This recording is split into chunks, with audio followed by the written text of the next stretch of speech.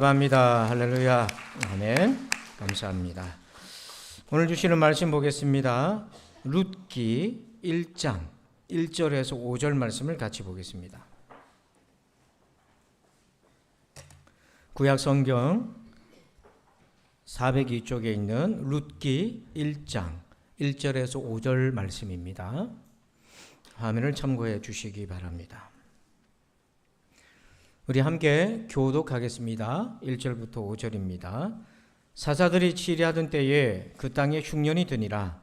유다 베들레헴에 한 사람이 그의 아내와 두 아들을 데리고 모압 지방에 가서 거류하였는데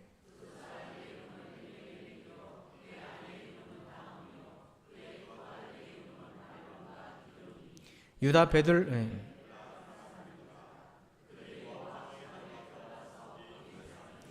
나오미의 남편 엘리멜렉이 죽고 나오미와 그의 두 아들이 남았으며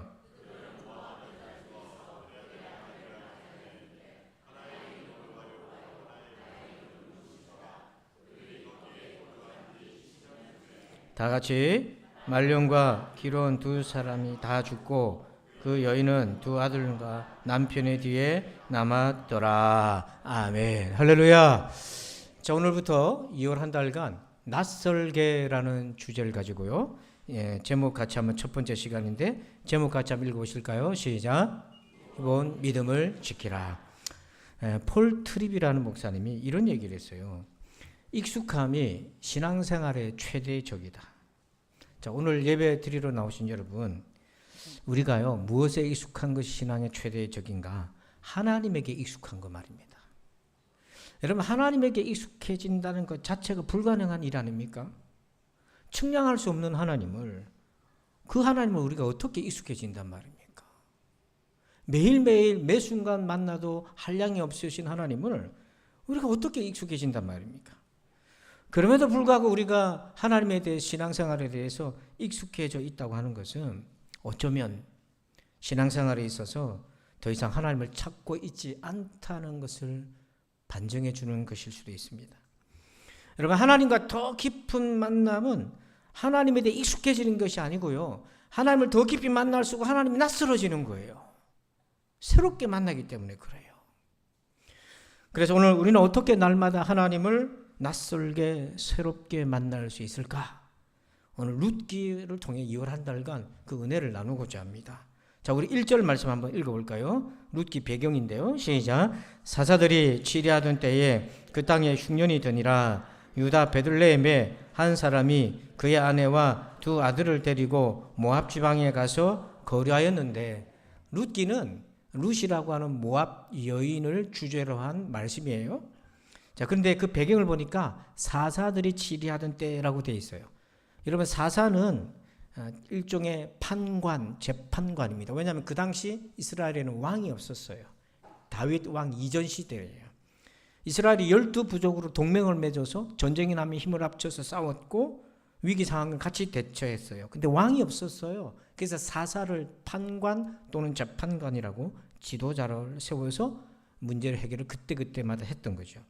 자, 그런데 왜 사사들이 치리하던 때라고 얘기했나? 사사기에는 관통하는 매우 중요한 트렌드가 하나 있었습니다. 자, 사사기 21장 25절 함께 읽을까요? 시작. 그때 이스라엘에 왕이 없으므로 사람이 각기 자기의 소견에 옳은 대로 행하였더라. 아멘. 자, 사사기에 관통하는 트렌드는 뭡니까? 자기 소견에 뭐한 대로, 그러니까 자기 관점에 옳은 대로 행동했다고 하는 거죠. 누가? 하나님 백성들이. 분명히 말씀이 있었어요. 율법이 있었음에도 불구하고 사람들은 그걸 제껴놓고 자기가 옳은 대로 자기 관점에 따라서 살았다는 거죠. 그래서 오늘 룻기는 자기 관점대로 자기 생각대로 살았던 한 가문을 세밀하게 집중해줘서 그게 얼마나 위험한 일인가 우리에게 알려주시는 거예요. 결국 그렇게 살다가 망하는 거죠. 오늘 이 과정에서 주시는 하나님의 말씀 이것입니다. 우리가 하나님을 믿는다는 것은 관점을 바꾸는 겁니다. 나의 관점에서 하나님의 관점으로 옮겨오는 거예요. 여러분, 이것이 기본 믿음인 거예요. 우리는 매 순간 자기 생각대로 판단하고 결정합니다. 근데 과연 그 생각과 판단, 관점 속에 하나님이 얼마나 거기에 개입하고 계신가, 영향을 미치는가. 이게 기본 믿음인데요. 자, 그러면 오늘 우리가 어떻게 이 기본 믿음을 가지고 또 나아갈 것인가? 자, 세 가지를 한번 볼게요. 자, 첫 번째 1번 제목 읽어봅시다. 시작. 환경이 아닌 믿음으로 대응하라. 자, 제목을 잘 한번 보세요. 주제를. 환경이 아닌 믿음으로 대응하라. 이 말은 우리가 어떤 위기가 생기면 자꾸 환경으로 대응하려고 한다는 거예요. 신자가 믿음이 있음에도 불구하고. 자, 왜 이 사람들이 룻기가 생성되는지 한번 볼게요. 1절을 다시 보면 사사들이 치리하던 때에 그 땅에 흉년이 든지라. 유다 베들레헴의 한 사람이 그의 아내와 두 아들을 데리고 모압 지방에 가서 거류하였는데 지금 흉년이 들었어요. 근데 이 주인공들은 집안이 고향이 베들레헴이에요. 베들레헴은 곡창지대예요. 이스라엘 중에서도 좋은 땅에 살고 있었던 거예요. 근데 흉년이 드니까 이 사람들이 모압이라고 이방 지역으로 옮겨가 버렸어요. 이주를 했던 거죠. 그냥 생각에 단지 이주할 수 있지 않나 생각하는데 이스라엘 백성들은 좀 다른 개념입니다. 하나님이 거하라고 주신 조상 대대로 주신 땅에서 이방 지역으로 이주한다는 것은 하나님을 떠난다는 것과 같은 거였어요. 자, 지금 이 사람들이 베들레헴을 버리고 모압으로 왜 갔습니까? 많은 사람들이 하나님을 멀리하는 이유가 뭡니까? 많은 사람들이 하나님을 떠나는 이유가 뭡니까? 흉년이라고 하는 환경적인 요소, 어려움이 있기 때문인 거죠. 이 환경에 매우 예민하게 반응하고 있어요. 자, 그런데 왜 이 사람들은 환경에 이렇게 우리는 예민하게 반응할까? 저도 그렇고 여러분들도 그렇고 환경에 굉장히 예민해지는데 왜 그럴까? 그 답을 보니까요. 21절에 그 답이 있어요. 한번 여러분들만 한번 읽어주십시오. 시작.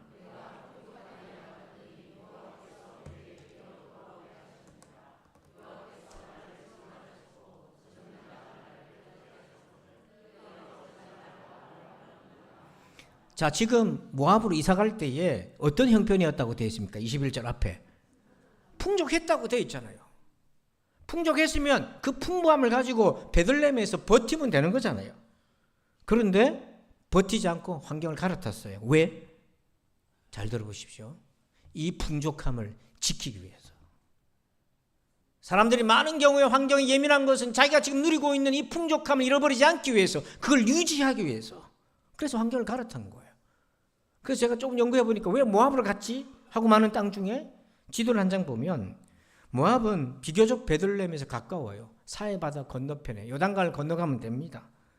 근데 모압 그러면 우리가 척박한 땅이라고 알겠는데 사실과 조금 달라요. 모압에는요 아르논 강이라는 것이 있어요. 그 강이 흐르고 있고 그 위에 루벤 지파들이 모세 때부터 거기에 먼저 정착을 했어요. 왜냐하면 목축하기도 좋고 농사 짓기도 좋아서 루벤 지파들이 원래 하나님이 주신 땅으로 안 가고 우리는 여기 있으면 좋겠다. 그래서 루벤 지파들의 일부가 여기에 머물게 돼요. 그리고 이 모압 쪽에는 왕의 길이라고 하는 일종의 고속도로 같은 도로가 형성돼서 이게 이집트부터 시작해가지고 모압을 통해서 저기 다마색, 지금의 시리아까지 관통하는데 이게 무역의 통로고 활발한 도로가 형성되어 있었어요. 그러니까 누가 봐도 베들레헴 흉년이 들어서 몇 년 동안 어렵겠다. 그래서 이 부를, 이 풍요함을, 이 풍족함을 잃어버리지 않고 지키기 위해서 새로운 모압으로 가서 거기에 이미 살고 있던 루벤 지파들 쪽에 들어가서 그렇게 살아보려고 애를 쓰고 생각을 했던 거죠. 여러분, 이렇게 베들레헴 하나님의 땅을 벗어나 모압으로 가버린 가장 큰 이유는 하나님보다 환경을 더 크게 봤기 때문이에요. 이게 우리에게 큰 유혹이에요. 그 중심에는 편안한 환경, 부의 유지에 있었던 거예요. 지금까지 내가 누려왔던 삶의 평안함을 지키기 위해서 위협적 환경을 피해서 안정적인 환경으로 이주해버린 거예요. 근데 이런 실수를 아브라함도 했지 않습니까? 아브라함도 하나님 지시한 가나안 땅에 왔었는데도 불구하고 흉년이 오니까 그냥 이집트로 내려가 버렸어요. 그의 조카 롯도 땅을 이제 아브라함과 같은 땅이 있을 수 없어서 선택해야 되는데 눈에 보이는 좋은 땅, 에덴 동산 같은 땅으로 갔다가 망해버렸지 않습니까? 성도 여러분, 환경이 중요하긴 합니다. 왜냐하면 인간은 환경적 요소가 절대적으로 중요하죠. 그러나 그리스도인에게서 이게 본질은 아니라는 거예요. 자, 이 환경이 어떻게 돌변하는지 한번 볼까요? 룻기 1장 6절입니다. 시작. 그 여인이 모압 지방에서 여호와께서 자기 백성을 돌보시사 그들에게 양식을 주셨다함을 듣고 이에 두 며느리와 함께 일어나 모압 지방에서 돌아오려 하여. 아멘. 여기 보니까 소식이 들렸어요. 모압에서 10년 이상 거주하는데 소식이 들렸어요. 그들에게, 즉 고향 베들레헴에게 하나님이 뭘 주셨어요? 풍년이 온 거예요. 그러니까 그 소식을 듣고 다시 우리 짐 싸서 베들레헴으로 가야 되겠다 이 마음을 품은 거죠. 이게 뭡니까? 환경이 본질이 아니다는 거예요. 계속 어려움만 생기는 것이 아니에요. 흉년이 왔지만 다시 회복이 되는 것입니다. 지금 이 나라가 어렵지만 다시 회복될 줄 믿습니다. 여러분, 환경적 상황이 이렇게 갑자기 또 바뀌고 또 바뀝니다. 그런데 우리에게 더 중요한, 환경보다 더 중요한 본질이 있어요. 이게 뭐냐면 잘 들어보십시오. 하나님에 대한 믿음으로 감당해야 될 일을 환경 변화로 감당하려는 태도를 조심해야 합니다.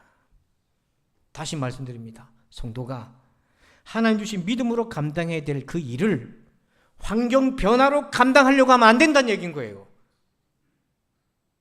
그러면 모압으로 도망가 버렸던 나오미 일가처럼 돼버리고 이집트로 내려가 버렸던 아브라함처럼 돼버리는 거예요.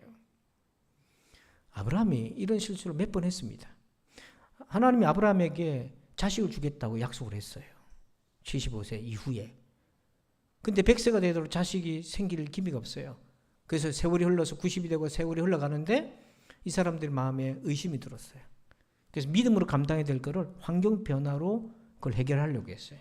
그게 뭐냐면 자식을 못 놓으니까 자기 부인 사라의 몸종을 아브라함에게 줍니다. 창세기 16장 2절에 같이 읽어봐요. 시작. 사레가 아브라함에게 이르되 여호와께서 내게 출산을 허락하지 아니하셨으니 원하건대 내 여종에게 들어가라. 내가 혹 그로 말미암아 자녀를 얻을까 하노라 하매 아브라함이 사레의 말을 들으니라. 자, 여기 말씀 잘 보면 사레가 아브라함에게 이르되 여호와께서 내게 출산을 뭐하지 않았으니, 이건 자기 생각이잖아요. 자기 생각이잖아요. 그러니까 우리가 믿음으로 대응하지 않고 환경 개선으로, 환경 변화로 대응하려고 하는 뿌리에는 뭐가 들어있냐면 자기 생각이 있는 거예요. 믿음이 있는 게 아니라 자기 생각이 있는 거예요. 그래서 하나님이 나 임신하지 못하게 하신 것 같다. 그래 우리가 이대로 늙어 죽으면 안 되니까 내 몸종 사라를 통해서 자식이나 보자. 그래서 빨간 것이 뭐라고 되어 있습니까? 내가 혹 그로 말미암아 자녀를 얻을까 하노라. 이건 하나님이 원하신 방법이 아니잖아요. 훗날에 여기서 태어난 이스마엘 때문에 그 아브라함의 후손들이 얼마나 고통을 당하는지 몰라요. 그래서 오늘 여러분 가운데 어떤 환경적 변화를 주고 싶다면 그 이유가 무엇인지 하나님 앞에 철저하게 물으십시오. 이게 하나님에 대한 믿음으로 돌파해 나가야 될 일인지 환경적으로 피해버려야 되는 것인 건지 이런 물어봐야 됩니다. 그래서 이때 필요한 믿음이 있어요.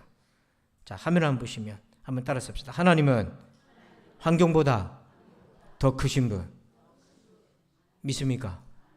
이 믿음 없으면 환경에 굴복하게 돼요. 여러분, 믿음으로 하나님은 환경보다 더 크십니다. 우리 자녀 여러분, 여러분들이 학창시절을 보내야 되고 취업을 준비해야 되는 환경이 있어요. 그 환경 때문에 답답하고 구속받는 느낌도 있고 앞길에 대한 불투명함이 여러분을 두렵게 만들 수 있어요. 그러나 오늘 말씀을 잘 생각해 보십시오. 하나님은 환경보다 크십니다. 하나님은 환경보다 크십니다. 두 번째 제목 읽어볼까요? 시작. 소망의 관점을 바꾸라. 자, 룻기 1장 12절에 보면 이 나오미 이주에 갔던 나오미의 소망이 뭔지가 나와요. 우리 함께 읽어봅시다. 시작. 내 딸들아 되돌아가라. 나는 늙었으니 남편을 두지 못할지라. 가령 내가 소망이 있다고 말하든지 오늘 밤에 남편을 두어 아들을 낳는다 하더라도. 자, 이 나오미 이제 엘리멜렉이 이사를 갔는데 그 부인이 나오미고요. 두 며느리를 얻었어요. 모압 땅에서. 근데 다 죽었습니다. 남편도 죽고 두 아들도 다 죽어버렸어요.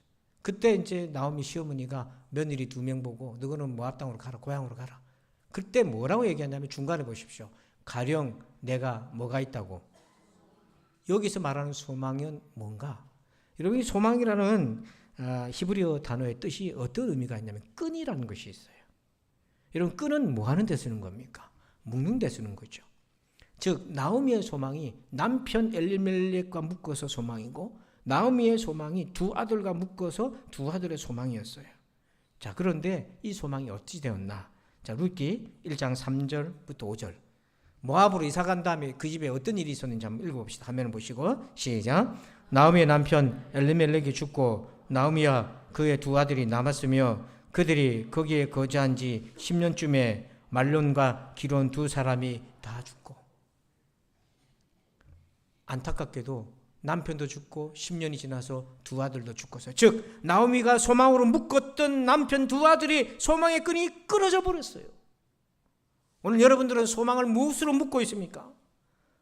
이 소망의 끈이 너무도 허망하게 끊어져 버린 거예요. 잘 살고 싶어서, 베들레헴에서 풍족 같은 거를 유지하고 싶어서 모압으로 이주했는데 남편도 죽고 두 아들도 죽어버려요. 그의 소망의 끈이 다 끊어져 버렸어요. 사진 한 장 보면 이 다윗이 사울에게 핍박당하는 장면인데요, 이 장면을 잘 보시고 제 설명 한번 들어보시죠. 다윗은요, 어느 날 갑자기 골리앗을 죽이면서 스타가 되어서 사울 왕의 천부장이 되고 최측근이 되고 사위가 됐어요. 그랬던 그 든든한 뒷배였던 사울 왕이 돌변해가지고 자기를 죽이려고 창을 들었어요. 단창을. 그리고 다윗에게는 요나단이라고 하는 왕자가 자기를 목숨처럼 아꼈던 친구가 있었어요. 그렇지만 그 요나단은 다윗이 고난당할 때 어떻게 도와줄 방법이 없었어요. 소망이라고 생각했던 것이 얼마나 취약했는지. 심지어 이 다윗에게는 훌륭한 부하 400명이 있었는데요, 전쟁터를 누비고 다니며 동고동락하며 전우회로 굉장히 두터워졌던 그 부하들인데 중거지가 기습을 당해서 가족들이 다 끌려가니까 부하들이 눈이 돌아가 버렸어요. 그래서 사무엘상 30장 6절에 백성들이, 이 400명의 자기 부하들이 자녀들 때문에 마음이 슬퍼서 다윗을 돌로 치자 하니 다윗이 크게 다급하였으나, 그 전우회로 뭉쳤던 다윗과 부하 장수들인데 자식들이 포로로 끌려가 버리니까 부하들이 눈이 돌아가지고 다윗을 죽이려고 돌을 들었어요. 가장 끈끈한 전우회로 다져진 관계마저 너무너무 쉽게 깨어질 수 있는 거죠.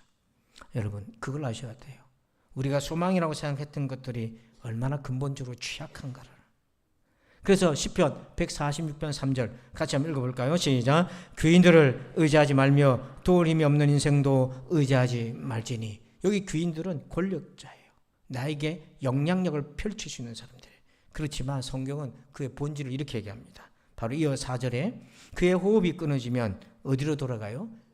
흙에 불과한 거예요. 우리는 흙에 불과한 것에다 끈을 묶어서 소망이라고 생각하고 있다는 거예요. 나오미가 그랬던 거예요. 남편 엘리멜렉 두 아들의 소망의 끈을 묶어서 그것이 소망이라고 생각했지만 10년 안에 그 소망의 끈은 다 끊어져 버리고 없었어요. 여러분, 우리가 오늘 우리의 영혼을 낯설게 하나님을 만나고 기본 믿음을 가지려면, 새롭게 되려면 스스로 물어야 됩니다. 나의 궁극적인 소망이 무엇인가? 나는 무엇에 나의 소망의 끈을 묶고 있는가? 하나님이 여러분의 소망이십니까? 하나님이 여러분의 소망이 진짜 되시나요? 우리가 이렇게 대답할 수 있어요. 근데 훗날 나오미가 하나님 앞으로 돌아와요. 하나님 앞으로 돌아왔을 때 진짜 소망이 무엇인지 누구인지를 하나님 알려주셨어요. 바로 그의 가문에 모든 남자가 소멸되었는데 아들 같은 손자를 하나님 주셔요. 그때 룻기 4장 14절에 이렇게 얘기합니다. 같이 한번 읽어봅시다. 동네 사람들이 나오미한테 얘기하는 거예요. 시작. 여자들이 나오미에게 말했습니다. 여호와를 찬양합니다. 여호와께서 오늘 당신의 가문을 이어갈 아이를 주셨습니다. 이 아이가 이스라엘에서 유명해지기를 바랍니다. 아멘. 자, 빨간 것이 중간에 보십시오. 오늘 가문을 이어갈 아들을 주셨는데, 아이를 주셨는데 누가 주셨다고 되어 있어요? 여호와께서 주신 거예요. 여호와께서 소망이신 거예요. 이 사건 전에는 나오미는 남편이 소망이고 두 아들이 소망이 나서 끈을 거기다 묶었는데 10년 만에 다 죽고 끈은 없어져 버렸어요. 그리고 낙심하고 있을 때에 하나님은 하나님께로 돌아온 나오미에게 소망이 누가 되는지를 보여주셨어요. 여호와께서 바로 그의 며느리 룻을 통해서 다윗의 아버지가 되는, 다윗의 조상의 가문이 되는 오벳을 하나님께서 주셨던 거죠. 그래서 하나님은 다윗의 입을 통해서 말씀하십니다.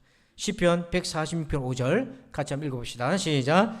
야곱의 하나님을 자기의 도움으로 삼으며 여호와 자기 하나님에게 자기의 소망을 두는 자는 복이 있도다. 아멘. 여기에 소망은 끈이라고 그랬죠. 여러분, 하나님에게 묶으시길 바랍니다. 하나님에게 묶으시길 바랍니다.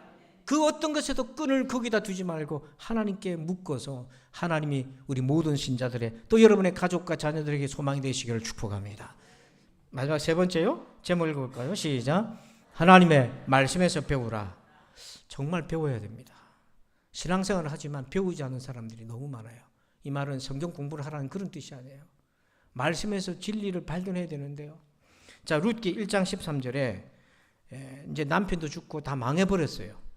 가져갔던 풍족한 건 다 잃어버리고 다 망해버렸어요. 그때 이제 나오미가 고향으로 되돌아가고 하나님께 되돌아갈 때 무슨 깨달음으로 되돌아가는지 한번 봅시다.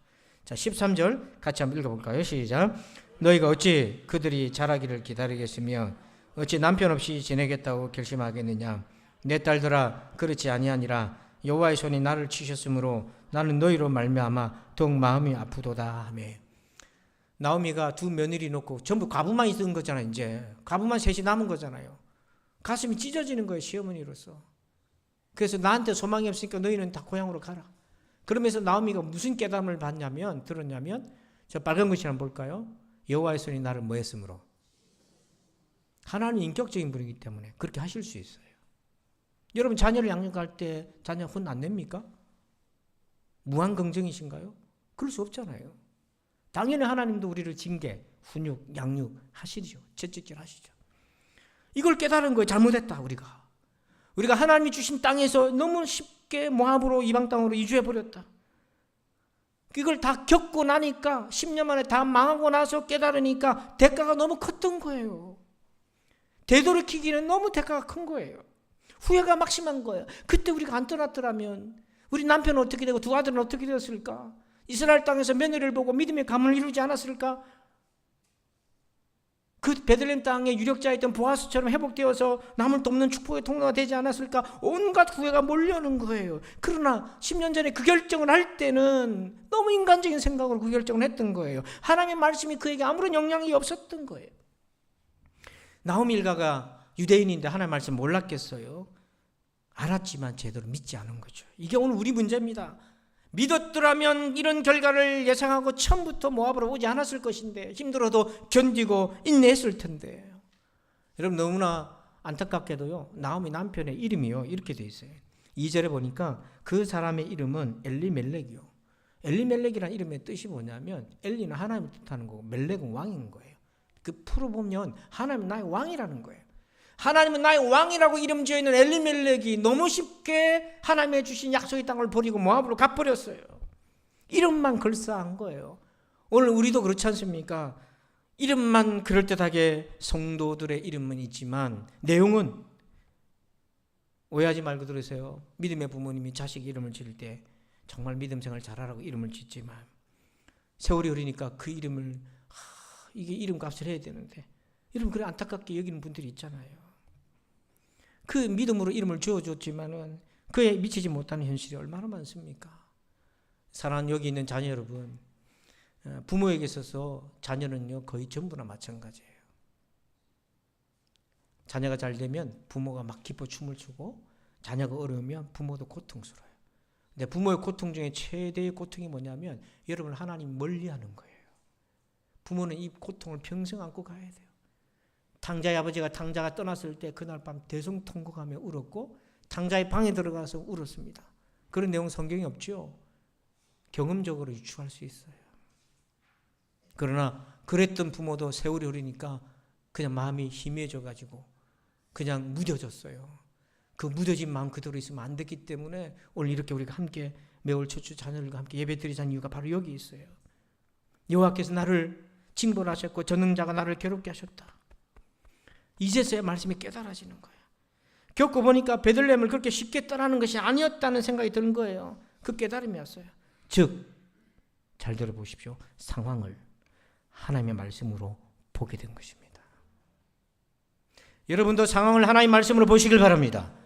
처음부터 이 믿음으로 흉년이라는 상황을 믿음으로 봤더라면 그리고 성경을 통해서 배웠더라면 그래 아브라함도 흉년이 왔다가 이집트로 내려갔다가 얼마나 고생하고 하나님께 혼나고 다시 시행착오를 겪었나. 그 아브라함의 아들 이삭도 흉년이 오니까 또 애굽으로 내려가려고 폼 잡으니까 하나님이 막았지 않나. 약속의 땅에 머물라고 하나님 뜻이지 않나. 우리가 이 부를 유지하기 위해서 이 안락함을 유지하기 위해서 지금 풍족한 걸 가지고 주님 고난의 때 버텨야 되는데 쉽게 모압으로 가서 되겠는가. 하고 말씀을 통해 상황을 이해하고 조명하는 것이 되었더라면 그들 인생은 달라지지 않았을까요? 저는 너무 목회자로서 너무 큰 숙제가 있어요. 잠언서 1장 3절 같이 한번 읽어봅시다. 시작. 지혜롭게 공의롭게 정의롭게 정직하게 행할 일에 대하여 훈계를 받게 하며. 하나님을 배우면 사람이 어떻게 된다고요? 지혜롭게 공의롭게 정의롭게 정직하게. 그 외에도 개가 계속 나와요. 배우면 이렇게 됩니다. 배우면 이렇게 돼요. 말씀을 통해서 자기에게 적용하고 조명하면 어리석은 자도 지혜롭게 되고 비뚤어진 자도 공의롭게 되고 하나님의 정의를 회복하게 되고 정직하게 되고 이렇게 하나님 앞에 아름다운 모습으로 가요. 어떤 집사님이 신앙생활을 한다고 교회에 잘 있었는데 어릴 때부터 좀 형편이 어려웠어요. 가난한 환경에 살아서 돈 욕심이 있었어요. 그래서 대학교 다니면서부터 아르바이트를 하고 자기 돈을 모으니까 자기가 그 옛날에 쓰지 못했던 쓴 것도 있고 기쁘고 막 즐겁고 그랬어요. 하지만 여전히 가난을 극복하기에는 턱없이 모자랐어요. 직장에 취직하고는 형편이 나아졌습니다.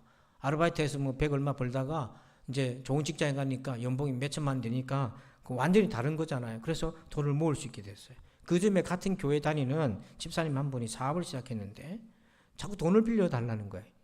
이자를 좀 잘 쳐주겠다고. 그래서 이 집사님이 생각했습니다. 그래, 이자를 이렇게 많이 준다 하니까 내가 매달 이렇게 이자를 꼬박꼬박 받으면 그걸 모아두면 또 부가 더 늘어나겠다.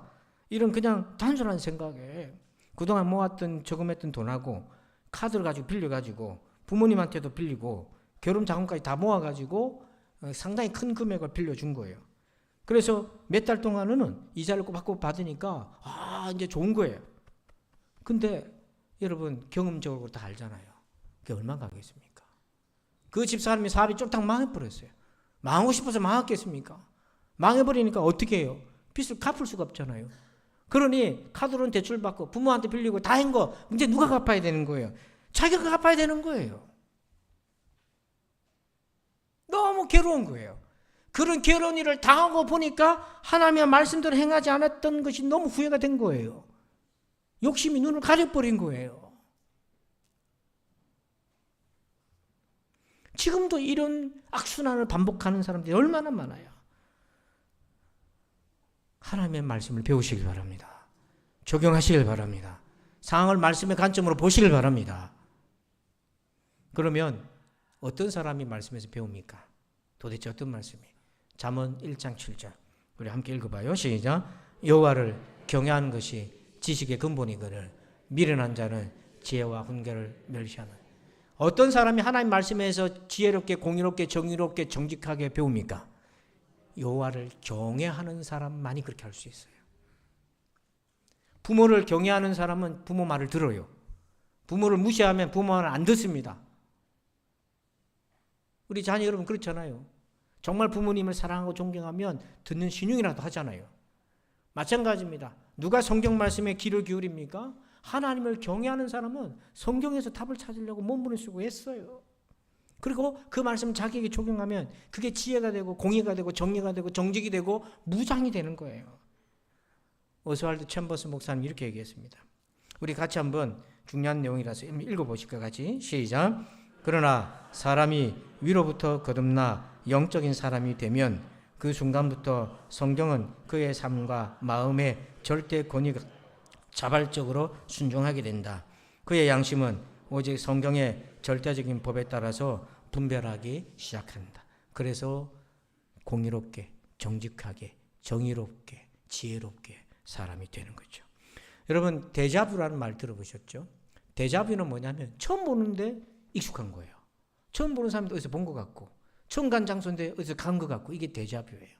근데 이 데자뷰를 거꾸로 말하면 뷰자된대요. 이건 무슨 말이냐면 익숙한 건데 늘 보는 건데 처음 보는 것 같은 느낌인 거예요. 여러분 하나님이 데자뷰로 옵니까? 뷰자대로 옵니까? 하나님은 우리에게 신앙생활 30년 40년 익숙한 것 같지만 성경에는 날마다 새 노래를 부르라고 그래요. 새 노래라는 게 뭐냐면 하나님을 날마다 낯설게 만나는 거예요. 그래서 너무 기쁜 거예요. 하나님을 알아가는 기쁨이 내 마음을 가득 채우는 거죠. 여러분 하나님은 결코 우리가 익숙해질 대상이 아닌 겁니다.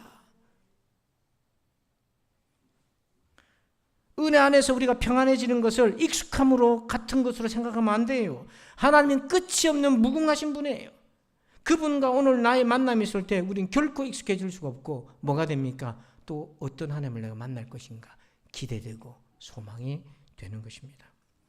그러므로 낯설게 주님을 만나려면 기본 믿음을 가지셔야 됩니다. 세 가지를 기억하십시오. 첫 번째 뭐예요? 환경이 아닌 믿음으로 대응해라. 두 번째, 끈을 어디다 묶나? 하나님께 묶으시길 바랍니다. 세 번째 뭐예요? 성경에서 하나님을 그러면 지혜롭게 공의롭게 정의롭게 정직하게 된다는 것이죠. 오늘 이 말씀으로 우리 모든 부산진 가족들이 주님을 낯설게 새롭게 만난 은혜가 있기를 주의 이름으로 축원합니다. 아버지 감사합니다. 오늘 이 말씀을 통하여 깨닫습니다. 주의 은혜가 우리와 함께하여 주시옵소서. 감사하며 예수님의 이름으로 기도합니다. 아멘. 할렐루야.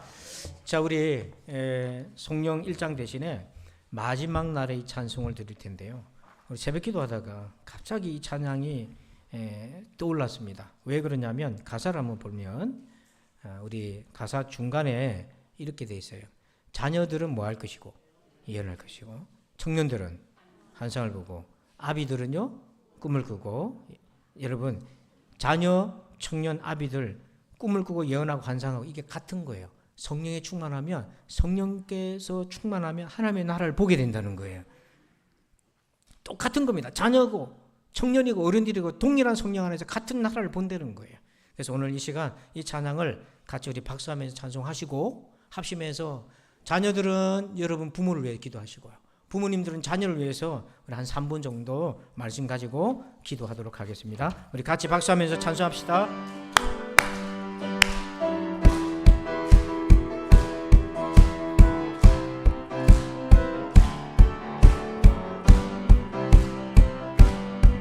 마지막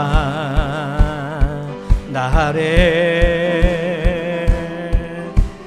내가 나의 영으로 모든 백성에게 부어 주리라. 자녀들은 예언할 것이요 청년들은 환상을 보고 아비들은 꿈을 꾸리라. 주의 영이 임하면 자녀들은 예언할 것이요 청년들은 환상을 보고 아비들은 꿈을 꾸리라. 주의 영이 임하면 성령이여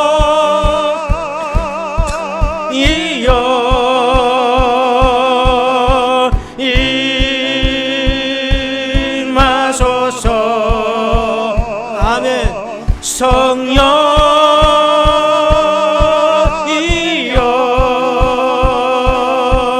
우리에게 자녀들은 예언할 것이요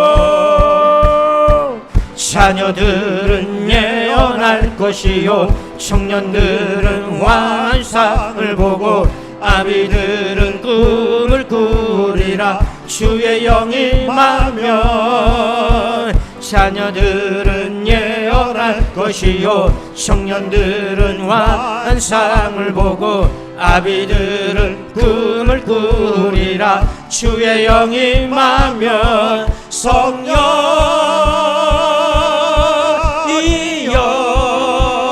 아멘 임하소서. 성령이여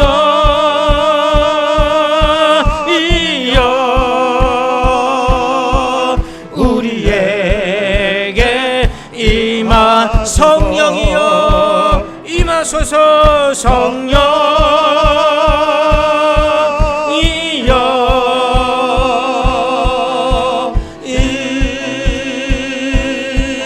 임하소서. 성령이여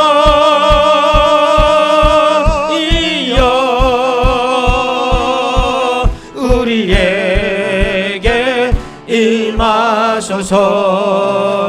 우리 다 함께 주하게 맞춰서 서로 중보하며 기도합시다. 아버지 하나님 감사합니다. 아버지는 거룩한 주의 날 2월 첫 주에 부모는 자녀를 위하여, 자녀는 부모를 위하여, 서로 가족은 서로를 위하여 기도합니다. 아버지 하나님, 우리의 자녀들은 아버지 하나님 예언하고, 청년들은 환상을 보고, 아비들은 꿈을 꾸는 성령 안에서 하나가 되고 성령 안에서 하나님의 나라를 보게 하여 주시옵소서. 사랑하는 아버지, 우리의 자녀들 마음속에 믿음이 심어지게 하시고 여호와를 경외하여서 아버지 지혜롭게, 공의롭게, 정직하게, 정의롭게 자라게 도와주시옵소서. 하나님 아버지, 가정마다 하나님이 세우시는 가정이 되게 하여 주옵소서. 밤낮 아버지 열심히 일하지만 여호와께서 세우지 않으면 우리의 가정이 어떻게 설 수 있나이까. 사랑하는 우리 성도들 각 가정을 살펴주셔서 하나님을 경외하는 믿음의 가정으로 세워주시옵소서. 이 일을 위하여서 깨어 구하기를 멈추지 말게 하여 주시옵소서. 포기하지 말게 하여 주옵소서. 끝까지 하나님께 매어 달리게 도와주시옵소서. 우리가 이 땅에 살아있는 동안에 아버지 우리 자녀들 위한 기도를 멈추지 말게 하여 주시고 낙심을 이기고 끝까지 기도하여서 우리의 자손들이 하나님을 경외하는 믿음의 가문으로 번뜩 일어서게 도와주시옵소서. 아버지, 오늘 말씀처럼 기본 믿음을 가지게 도와주시옵소서. 아버지, 환경이 아니라 믿음으로 대응하게 도와주셨기를 원합니다. 아버지, 그리하여서 환경보다 크신 하나님을 바라보는 우리의 믿음의 후손들이 다 되게 하여 주시옵소서. 주님 감사합니다. 홀로 영광을 받아 주시옵소서. 이제는 우리 구주 예수 그리스도의 나와 하나님 아버지의 그 크고 놀라우신 사랑하심과 성령님의 감화 감동 교통원의 충만하심의 역사하심이 오늘 하나님을 새롭게 낯설게 만나기 위하여 기본 믿음으로 무장하며 온 가족이 예수 경외하는, 하나님을 경외하는 믿음의 가정 되기를 소원하는 우리 모든 신자들 위해 이제부터 영원토록 함께 계실지어다. 아멘.